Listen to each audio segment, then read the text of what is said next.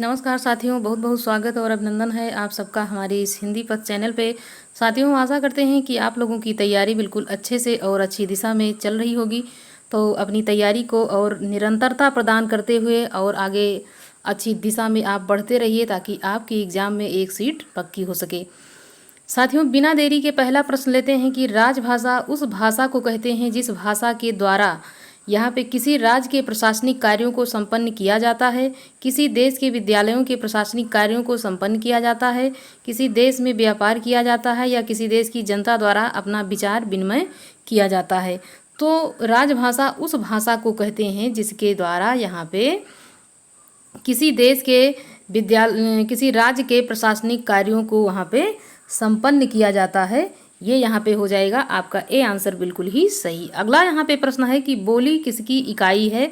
तो यहाँ पे काफ़ी अच्छा प्रश्न है ये यहाँ पे कि भाषा की छोटी इकाई है कि अंचल की छोटी इकाई है कि राज्य की है या फिर देश की।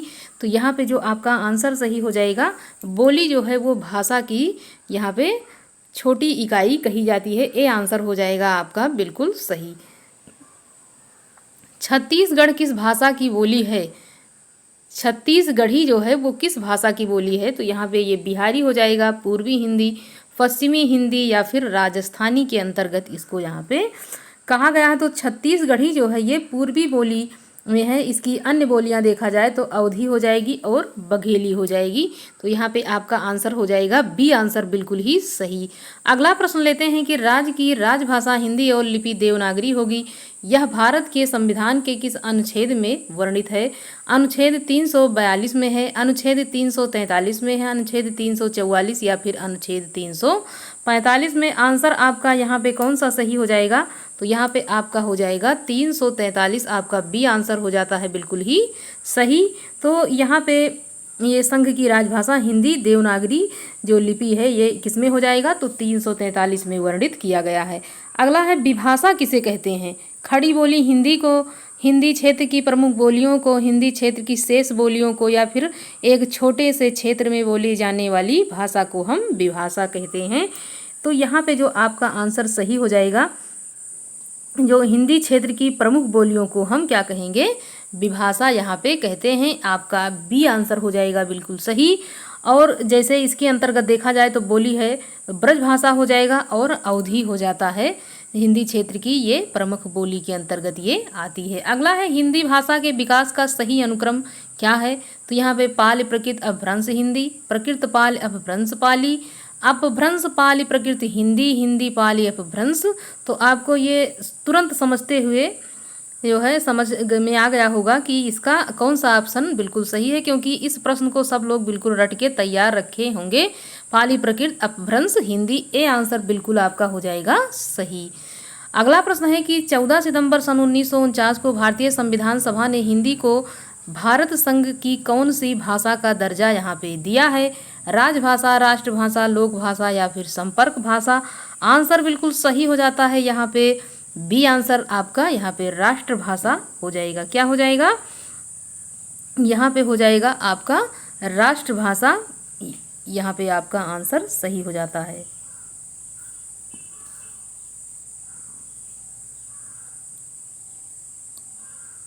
राष्ट्रभाषा नहीं, यहाँ पे आपका सही हो जाएगा कौन सा, यहाँ पे राजभाषा हो जाएगा।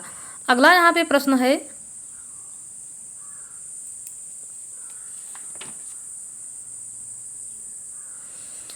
अगला प्रश्न है कि हिंदी दिवस किस दिन मनाया जाता है। किस दिन मनाया जाता है ये यहाँ पे पूछा जा रहा है। तो आपका जो आंसर सही हो जाएगा वो कौन सा हो जाएगा कि हिंदी दिवस किस दिन मनाया जाता है। ये हो जाएगा कि 11 जून, 14 सितंबर, 28 दिसंबर या फिर 10 अक्टूबर।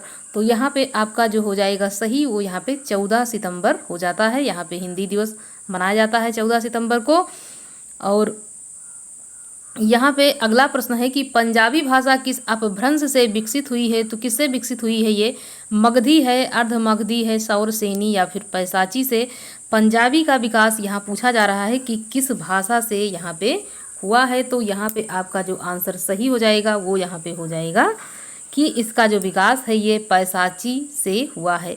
याद करने का टिक अगर देखा जाए इसका, तो यहाँ पे पंजाबी है, यहाँ पे भी पा है, तो दोनों पा हम मिलान करेंगे तो ये अच्छे पैसाची पंजाबी, ये आपका याद हो जाएगा। अगला है कि देवनागरी वर्णमाला में री क्या है, तो ये संकर व्यंजन है कि संयुक्त स्वर है कि व्यंजन है या फिर स्वर है। तो जो आपका यहाँ पे आंसर हो जाएगा सही वो हो जाएगा डी, यहाँ पे बिल्कुल सही आंसर आपका हो जाता है। ये री जो है ये स्वर के अंतर्गत आता है। भाषा की सबसे छोटी इकाई कौन सी है, यहाँ पे शब्द है, व्यंजन है, स्वर है या फिर वर्ण है। तो छोटी इकाई की बात होती है तो यहाँ पे आपका हो जाएगा डी आंसर सही। ये वर्ण जो है ये सबसे छोटी इकाई के अंतर्गत आता है। अगला प्रश्न है,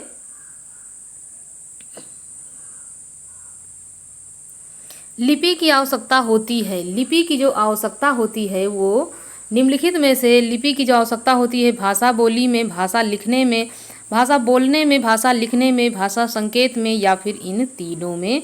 तो लिपि का प्रयोग किस में किया जाता है, ये हम सबको लगभग पता है कि भाषा जब लिखते हैं तो लिपि की आवश्यकता वहीं जो है लगती है। अगला है कि हिंदी का प्रथम महाकाव्य किसे माना जाता है। पद्मावत है, रामचरितमानस है, पृथ्वीराज रासो है या इनमें से कोई नहीं। आंसर आपका कौन सा सही हो जाता है, सी आंसर हो जाएगा बिल्कुल सही। पृथ्वीराज रासो को यहाँ पे प्रथम महाकाव्य माना जाता है और इसके लेखक चंद्रवरदाई और ये आदिकाल का ये ग्रंथ माना गया है। और इसमें जो समय है, जो सर्ग है ये कितना हो जाता है, ये 59 हो जाता है। आप लोग बताएंगे इसको क्लियर, कमेंट के माध्यम से इसको ज़रूर बताएं कि इसमें जो है क्या कहा जाता है, इसको समय कहा जाता है या सर्ग या खंड, और इसमें कितने जो है खंड या सर्ग या समय होते हैं। जब एक ही ध्वनि का द्वित्व हो जाए तब वह क्या कहलाती है, संयुक्त ध्वनियाँ या युग्मज ध्वनियाँ या फिर संपृक्त ध्वनियाँ या फिर पारस्परिक ध्वनियाँ। आंसर आपका यहाँ पे कौन सा सही हो जाएगा, ये तो यहाँ पे जब एक ही ध्वनि का द्वित्व हो जाता है तो ये क्या वो कहलाती हैं, युग्मज ध्वनियाँ कहलाती हैं। क्या कहलाती हैं, बी आंसर हो जाएगा, वह युग्मज ध्वनियाँ कहलाती हैं। साथियों, पढ़ते समय प्रश्नों को आप देखते चलें कि किस प्रकार के प्रश्न एग्जाम में पूछे जा रहे हैं। जो ये पैटर्न है इस प्रैक्टिस सेट का, बिल्कुल ऐसे ही प्रश्न एग्जाम में देखने को आपको मिलेंगे। खासकर ये जो व्याकरण वाले प्रश्न हैं बिल्कुल चुनिंदा उसी प्रकार के प्रश्न हैं जो कि एग्जाम में इस समय पूछे जा रहे हैं। कंठ तालव्य कौन सा है, तो कंठ तालव्य यहाँ पे हो जाएगा कि यहाँ पे ए हो जाएगा, बी या फिर सी या फिर डी। आंसर आपका यहाँ पे कौन सा आंसर हो जाएगा सही, तो यहाँ पे जो कंठीय ध्वनि के अंतर्गत आता है ये यहाँ पे हो जाएगा डी आंसर आपका सही। अकुह विसर्जनीया नाम कंठा, इस सूत्र के माध्यम से आप चाहें तो पूरा जो है संस्कृत का सूत्र है लेकिन फिर भी हिंदी के लिए भी आप इसका प्रयोग कर सकते हैं और अच्छे से ये याद हो जाएगा। सभी महाप्राण वर्ण, जो सभी महाप्राण वर्ण वाला यहाँ वर्ग पूछा जा रहा है कौन सा है, यहाँ पे ए हो जाएगा, बी सी डी। तो आप यहाँ बताएं कि यहाँ पे क्या हो जाएगा, तो यहाँ पे जो आपका आंसर सही हो जाएगा वो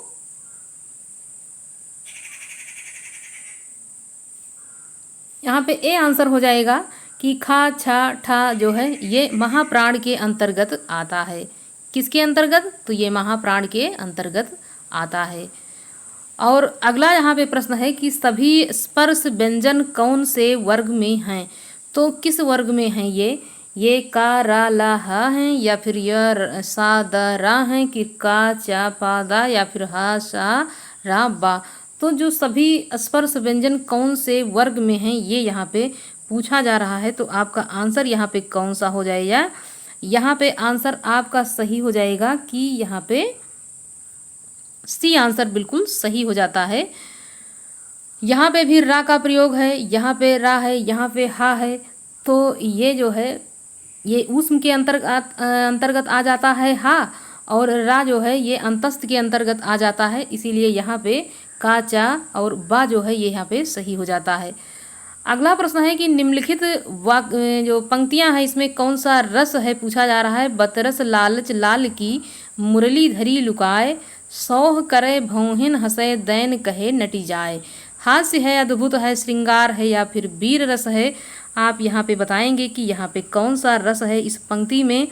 तो यहाँ पे जो पंक्ति दी गई है इसमें कौन सा रस हो जाता है, यहाँ पे श्रृंगार रस हो जाता है। और पूछा जाए कि इसमें संयोग श्रृंगार है या फिर वियोग है, तो यहाँ पे संयोग श्रृंगार देखने को मिल रहा है। रसोत्पत्ति में आश्रम की चेष्टाएं क्या कही जाती हैं? यहाँ पे विभाव, अनुभाव या फिर अनुभाव, आलंबन या फिर उद्दीपन। तो जो यहाँ पे आपका आंसर हो जाएगा सही कि रसोत्पत्ति में आश्रय की चेष्टाएं अनुभाव यहाँ पे कही जाती हैं। सी आंसर आपका सही जवाब यहाँ पे हो जाएगा। नभ में झटपट बाज लखी, भूलो सकल प्रपंच, कंपत तनु व्याकुल नयन लावक, हिलो न रंच। तो यहाँ पे उपयुक्त पंक्ति में कौन सा रस है? ये रौद्र है, विभत्स है, भयानक है, या फिर इसमें कौन सा रस है, ये यहाँ पे पूछा जा रहा है। तो ये पंक्ति जो है इसमें हो जाएगा कौन सा रस? यहाँ पे भयानक रस हो जाता है। तो आकाश में बाज को झपटते देख सारे कार्य भूल गया है। आकाश में बाज को किसको?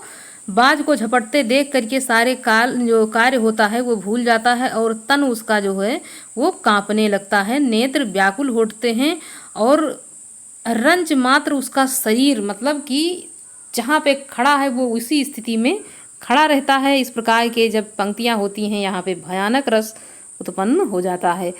अगला है कि जो साहस कर बढ़ता उसको केवल कटाक्ष से टोक दिया, जो वीर बना नभ बीज फेंक बरसे पर उसको रोक दिया। उपयुक्त पंक्तियों में रस पूछा जा रहा है, रौद्र है, वीर है, भयानक रस है या फिर करुण रस है। आंसर आपका यहाँ पे कौन सा सही हो जाता है ये जरूर बताएं। तो यहाँ पे हो जाएगा पंक्ति में वीर रस यहाँ पे देखने को मिल रहा है। बी आंसर आपका बिल्कुल सही हो जाता है। निश्चर हीन करहु मही, भुज उठाए पन कीन, सकल मुनि के आगमन जाय जाय सुख दीन। तो उपयुक्त पंक्ति उदाहरण में किस रस की निष्पत्ति देखने को मिल रही है? करुण है, वीर है, रौद्र है या फिर इसमें भयानक रस है। तो यहाँ पे कौन सा रस हो जाता है? आंसर आपका यहाँ पे हो जाएगा वीर रस यहाँ पे देखने को मिल रहा है। कौन सा रस? वीर रस हो जाएगा। अगला यहाँ पे प्रश्न लेते हैं।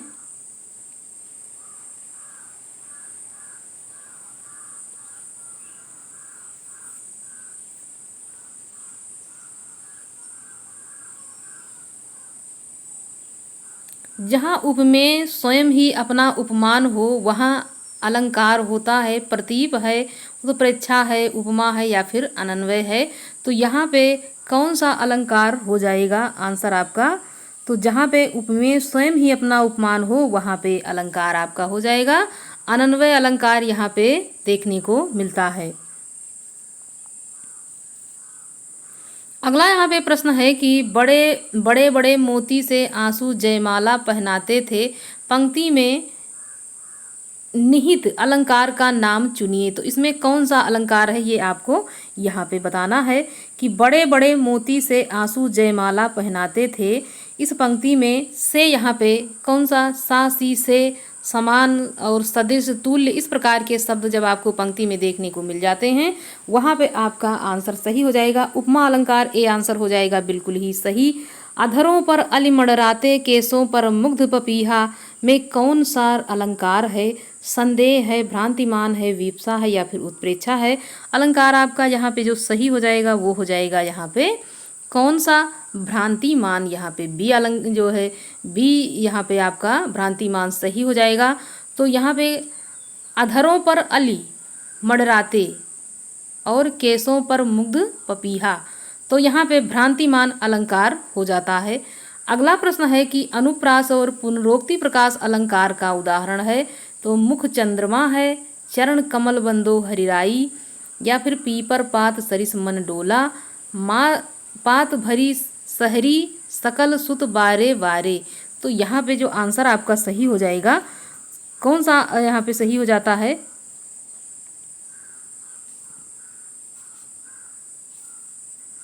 यहाँ पे आपका डी आंसर हो जाएगा बिल्कुल सही कि पात भरी सहरी सकल सुत वारे वारे। तो यहाँ पे चरण कमल बंदो है राई, तो यहाँ पे रूपक हो जाता है, और पीपर पात सरिस मंडोला तो यहाँ उपमा हो जाएगा। मुख चंद्रमा है तो यहाँ पे भी रूपक अलंकार हो जाता है। अगला यहाँ पे प्रश्न है कि वसुधा का गण होगा, वसुधा में कौन सा गण यहाँ पे पूछा जा रहा है, तो आंसर आपका क्या सही हो जाता है। यहाँ पे जो आपका आंसर सही हो जाएगा वो हो जाएगा सगड़, डी आंसर हो जाएगा आपका सही। और वसुधा लिखा है तो यहाँ पे ऐसे, और उसके बाद यहाँ पे ऐसे मात्रा इसमें है, क्योंकि इसमें बा में कोई मात्रा नहीं है, सा में छोटा ऊ है, मात्रा जोड़ी नहीं जाती है, वो एक ही रहेगा। और यहाँ पे धा पे मात्रा है तो यहाँ पे क्या हो जाएगा, गुरु हो जाता है। ऐसे ही अगला प्रश्न है कि दोहा के प्रथम चरण में कितनी मात्राएं होती हैं, तो काफ़ी महत्वपूर्ण प्रश्न भी है और ये जो थोड़ा आसान भी है। तो यहाँ पे हो जाए 11 है, 12 है, 13 है या फिर 14 है। तो कितनी मात्राएं इसमें हो जाती हैं, कितनी मात्राएं हो जाएं। दोहा एक अर्ध सम्मात्रिक 4 चरणों वाला छंद हो जाता है और इसके जो प्रथम और तृतीय चरण में 13 मात्राएं देखने को मिलती हैं। तो सी आंसर आपका हो जाएगा सही। 13 मात्राएं इसमें देखने को मिलती हैं, जबकि सोरठा में इसका उल्टा होता है, उसमें 11 जो है, प्रथम में 11 और तृतीया जो पंक्ति है उसमें भी 11 हो जाती हैं। अगला प्रश्न है कि या लकुटी अरु कामरिया पर राजित हूँ पुर को तजिडारो, आठों सिद्धि नवो निधि को सुखनंद की गाय चराए विसारो। ये पंक्ति उपयुक्त पंक्ति में प्रयुक्त छंद पूछा जा रहा है, काफ़ी महत्वपूर्ण पंक्ति है ये। तो कवित्त है, सवैया है, वरवय है या फिर दोहा है। आंसर आपका यहाँ पे जो सही हो जाता है वो कौन सा हो जाएगा, यहाँ पे आपका आंसर हो जाएगा सवैया, यहाँ पे बी आंसर है। और पंक्ति यदि पूछी ली जाती है कि ये किसने लिखी है, तो रसखान की ये बहुत ही अच्छी पंक्तियाँ हैं और भक्ति काल के कवि ये माने जाते हैं। किसके कवि, भक्ति काल के ये कवि माने जाते हैं। अगला प्रश्न है, छप्पय में होते हैं प्रथम 4 चरण रोला के और अंतिम 2 चरण उलाला के, प्रथम 2 चरण रोला के, अंतिम 2 चरण उलाला के, प्रथम 4 चरण चौपाई के और अंतिम 2 चरण दोहा के, और उपयुक्त में से कोई नहीं। कौन सा आंसर आपका यहाँ पे हो जाएगा सही, तो यहाँ पे जो आपका आंसर सही हो जाएगा वो यहाँ पे हो जाएगा प्रथम 4 चरण रोला के और अंतिम 2 चरण उलाला के, बी आंसर आपका हो जाएगा यहाँ पे सही। अगला है पयोधि का संधि विच्छेद, यहाँ पे पूछा जा रहा है कौन सा हो जाएगा। तो पयोधि का जो संधि विच्छेद यहाँ पे है, यहाँ पे हो जाएगा ए है, बी है, सी है या फिर डी है। आंसर आपका यहाँ पे ए सही हो जाता है। अत्युक्त शब्द में संधि क्या हो जाएगी, दीर्घ है, गुण है, यण है या फिर अयादि है। तो यहाँ पे जो संधि हो जाती है वो यहाँ पे हो जाएगी कौन सी, यहाँ पे यण संधि, आपका आंसर हो जाएगा सी। अगला है कि बालोचित शब्द का संधि विच्छेद क्या हो जाएगा, यहाँ पे ए है, बी है, सी है या फिर डी है। तो यहाँ पे जो आपका आंसर सही हो जाएगा वो हो जाएगा बाल प्लस उचित, यहाँ पे आपका बी आंसर हो जाएगा बिल्कुल ही सही। कौन सा, बी आंसर आपका हो जाएगा सही। अव्ययी भाव समास का उदाहरण पूछा जा रहा है, इसमें कौन सा हो जाएगा, पल पल है, अन्न जल है, अंत अनंत और या फिर धर्मा धर्म। तो अव्ययी भाव इसमें पूछा जा रहा है, तो किस अलंकार जो है किसमें आपको देखने को मिल रहा है, तो यहाँ पे जो पल पल है इसमें हो जाएगा क्या, इसमें हो जाएगा अव्ययी भाव समास। अगला प्रश्न है इसमें,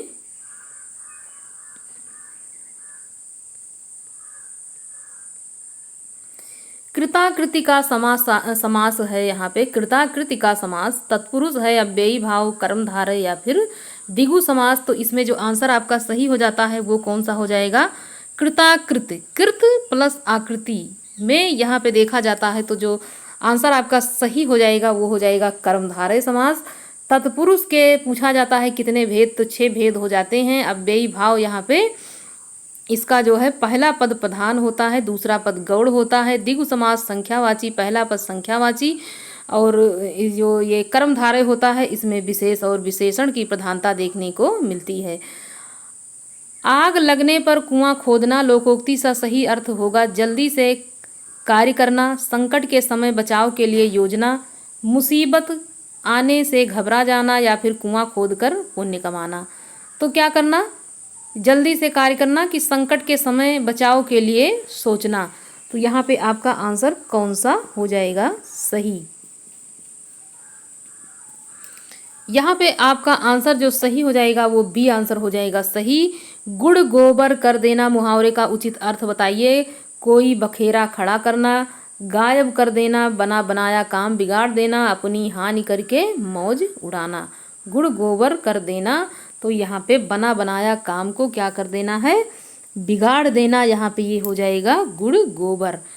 तो यहाँ पे कौन सा आंसर हो जाएगा, सी आंसर बिल्कुल सही हो जाएगा। अगला प्रश्न है कि निम्नलिखित शब्दों में से तद्भव शब्द को पहचानिए। आलस हो जाएगा, कुष्ठ हो जाएगा, अंधकार हो जाएगा, उल्लास हो जाएगा। तो जहाँ आपका जो आंसर सही हो जाता है वो हो जाएगा आलस। क्या हो जाएगा, आलस यहाँ पे हो जाता है। और यदि सही इसका जो तत्सम देखा जाए तो यहाँ पे जो आपका तत्सम हो जाएगा वो हो जाएगा आलस। यहाँ पे उसका तत्सम हो जाता है। अगला प्रश्न है कि निम्नलिखित शब्दों में से अर्ध तत्सम शब्द को पहचानिए। अब ये बिल्कुल नए तरीके का प्रश्न है कि अर्ध तत्सम यहाँ पे पहचानने की बात कही जा रही है। तो यहाँ पे कौन सा आपका सही हो सकता है।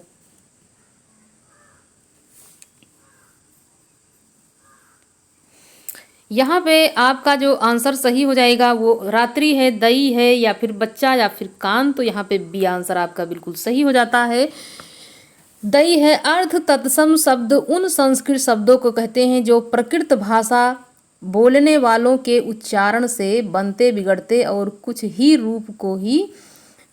और ही रूप को ले लेता है। यहाँ पे देना शब्द से यहाँ पे दई बन गया। क्या बन गया, देना शब्द बोलना था तो वहाँ दही बन जाता है। इसी प्रकार के शब्द को अर्ध तत्सम शब्द कहा जाता है। और यहाँ पे रात्रि जो है ये तत्सम है, बच्चा तद्भव है, और कान जो है वो क्या है, वो भी तद्भव है। कर्ण हो जाता तो यहाँ पे क्या हो जाता। अगला है कि निम्नलिखित शब्दों में से विदेशी शब्द को पहचानिए। ग्लास है, अचल है, आश्चर्य है, छाता है। तो विदेशी शब्द इसमें से कौन सा हो सकता है।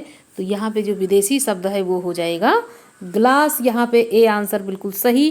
अपादान कारक युक्ति वाक्य जो है, अपादान कारक जो वाक्य है यहाँ पे कौन सा हो जाएगा। यहाँ पे भस्म से आवृत्ति, मेघों से आच्छादित, पद से च्युत, या फिर कष्ट से साध्य। तो जो आपका आंसर यहाँ पे देखने को मिल रहा है सही वो हो जाएगा पद से च्युत, मतलब पद च्युत। यहाँ पे आंसर आपका सी हो जाएगा सही। अगला है वह धीरे धीरे चल रहा है, रेखांकित शब्द को पहचानिए। वह धीरे धीरे चल रहा है, तो ये क्या हो जाएगा, ये क्रिया है कि संज्ञा है कि क्रिया विशेषण है या फिर सर्वनाम है। तो यहाँ पे ये क्या हो जाएगा, धीरे धीरे। तो यह जो धीरे धीरे शब्द है ये यहाँ पे क्रिया विशेषण हो जाता है। क्या हो जाता है, क्रिया विशेषण। यहाँ पे सी आंसर हो जाएगा सही, और ये रीतिवाचक है। अगला है कि निम्नलिखित में से स्त्रीलिंग शब्द को पहचानिए। स्त्रीलिंग शब्द यहाँ पे पहचानने की बात की जा रही है। तो यहाँ पे जुराब है, घाघरा है, पजामा है, या फिर कसीदाकार है। तो यहाँ पे जो आपका आंसर सही हो जाएगा वो कौन सा हो जाएगा, यहाँ पे जुराब शब्द जो है ये स्त्रीलिंग हो जाएगा। क्या हो जाएगा, जुराब यहाँ पे स्त्रीलिंग शब्द है। काफ़ी अच्छा ये प्रश्न है, क्योंकि एग्जाम में ये हो सकता है बन जाए प्रश्न। निम्नलिखित में से बुढ़िया का बहुवचन रूप बनाइए। तो बुढ़िया हो जाएगा बुढ़ियों, बुढ़िया, या फिर बूढ़िया। आंसर आपका यहाँ पे जो सही हो जाता है वो हो जाएगा इसमें बुढ़िया का यहाँ पे बहुवचन क्या हो जाएगा, डी आंसर हो जाएगा बुढ़िया। यहाँ पे ए आंसर हो जाएगा यहाँ पे। अगला प्रश्न है यहाँ पे कि मेज का सामान्य बहुवचन दिए गए विकल्पों में से कौन सा है। मेजी, मेजे, मेजे, मेजे, कौन सा हो जाता है इसमें आंसर आपका सही। तो यहाँ पे जो आंसर सही हो जाएगा वो हो जाता है मेज। क्या हो जाएगा, मेज।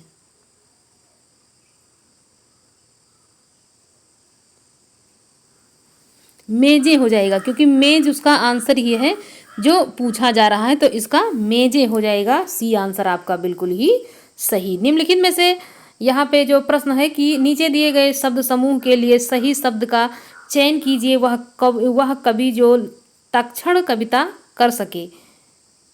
तो यहाँ पे आशु कवि, कुशाग्र, आशुलिपि या फिर विद्वान। तो जो आंसर आपका सही हो जाएगा वो कौन सा हो जाएगा? आशु कवि ये हो जाता है। क्या हो जाता है? आशु कवि। सी आंसर हो जाएगा आपका बिल्कुल ही सही। अगला प्रश्न है कि अज्ञ का विपरीतार्थक शब्द कौन सा हो जाएगा? विज्ञ हो जाएगा, अनज्ञ हो जाएगा, सर्वज्ञ या फिर साधज्ञ। तो इसमें जो आंसर सही है विज्ञ। कौन सा आंसर हो जाएगा यहाँ पे? अज्ञ का यहाँ पे विज्ञ ए आंसर हो जाएगा सही। यहाँ पे बहिरंग, जो बहिरंग का विलोम पूछा जा रहा है, क्या हो जाएगा? बहिरंग का विलोम।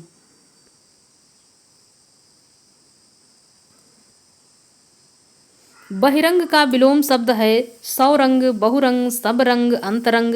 तो यहाँ पे जो आपका आंसर सही हो जाएगा वो हो जाएगा इसमें बहिरंग का अंतरंग हो जाएगा। डी आंसर बिल्कुल ही सही। अगला प्रश्न है कि इसमें से कौन सा इंद्र का पर्यायवाची शब्द नहीं है? पुरंदर है, शक्र है, माधवा है या फिर गणाधिप हो जाएगा। तो जो आंसर सही हो जाएगा वो यहाँ पे कौन सा हो जाएगा?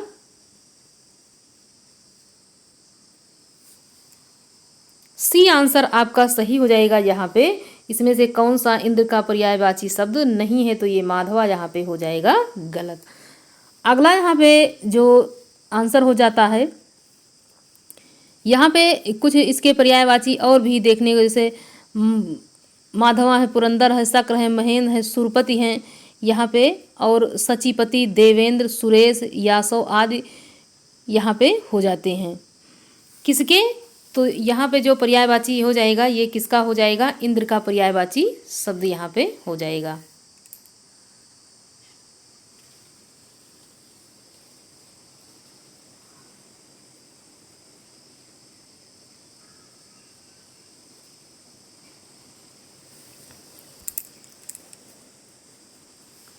अगला प्रश्न है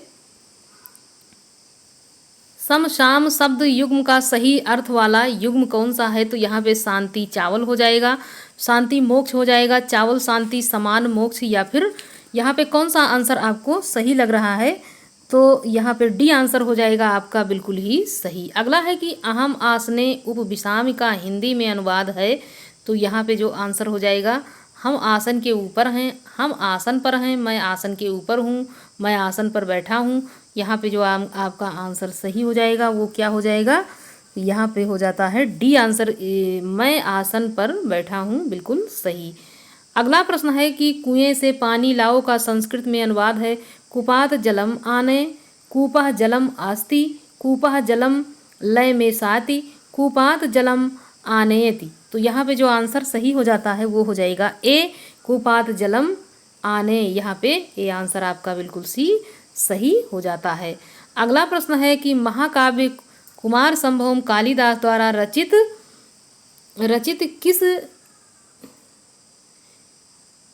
किस प्रकार की जो है काव्य विधा है? तो लघुत्रयी है, बृहत्त्रयी है, प्रतीकात्मक नाटक है या फिर उपन्यास है। तो यहाँ पे जो आपका आंसर सही हो जाएगा वहाँ पे ये हो जाता है कि ये लघुत्रयी के अंतर्गत आता है कुमार संभवम। अगला प्रश्न है कि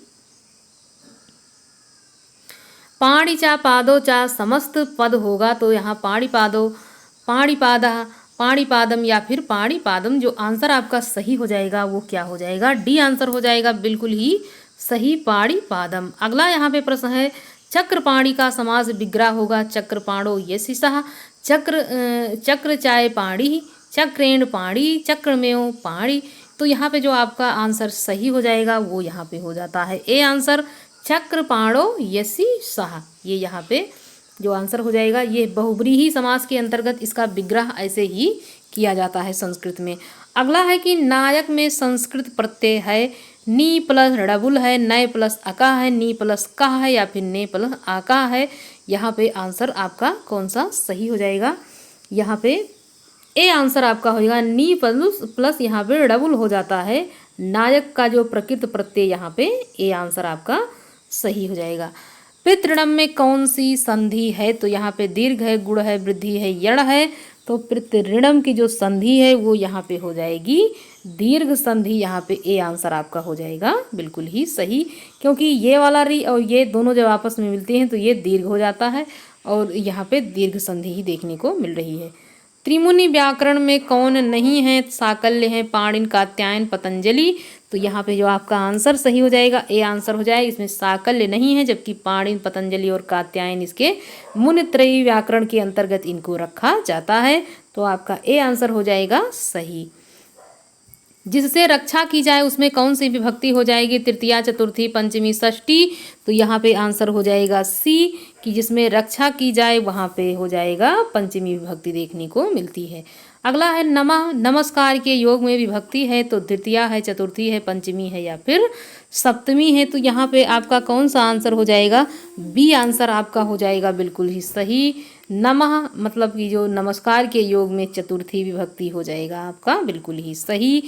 तो चतुर्थी विभक्ति तो हम सोचते हैं सब लोगों की क्लियर हो गई होगी, क्योंकि यहीं से विभक्ति या तो चतुर्थी से पूछता है एग्जाम में या फिर द्वितीया विभक्ति, बस यहीं से घूम फिर कर विभक्तियाँ यहीं से बनती हैं, ज़्यादातर यहीं से बनती हैं। उसके बाद और तो है ही हैं। तो देखिए ज़्यादा से ज़्यादा जो है चतुर्थी और द्वितीया और तृतीया और प्रथमा, इसको अच्छे से तैयार रखें, क्योंकि प्रश्न यहीं से बनेगा और कहीं अलग से नहीं पूछा जाएगा। रोचते अच्छा लगता है, इस अर्थ में कौन सी विभक्ति है? द्वितीया है, तृतीया है, चतुर्थी है या फिर पंचमी है। तो यहाँ पे भी रोचते के अर्थ में देखा जाए तो यहाँ भी चतुर्थी विभक्ति हो जाती है। सी आंसर आपका हो जाएगा बिल्कुल ही सही। तो साथियों यहाँ पे मैंने ये जो प्रैक्टिस सेट था इसको आप लोगों के सामने अच्छे से प्रस्तुत करने का प्रयास किया है। यदि आप लोगों को अच्छा लग रहा है, यदि आपको थोड़ा भी ये लग रहा है कि इसके माध्यम से हमारी परीक्षा में कोई भी हेल्प हो सकती है, तो आप चैनल को सब्सक्राइब कीजिए और इसको ज़्यादा से ज़्यादा अपने दोस्तों और साथियों में शेयर कीजिए, ताकि हमारा मनोबल थोड़ा सा इससे बढ़ेगा तो हम और अच्छा वीडियो बनाने का प्रयास करेंगे। साथियों आप लोग जो भी टॉपिक आप लोगों को लग रहा है कि बिल्कुल हमको समझ में नहीं आया है, हम आप बताएंगे कमेंट के माध्यम से, तो हम उस टॉपिक को थोड़ा सा आप लोगों के लिए समझाने का प्रयास करेंगे। धन्यवाद।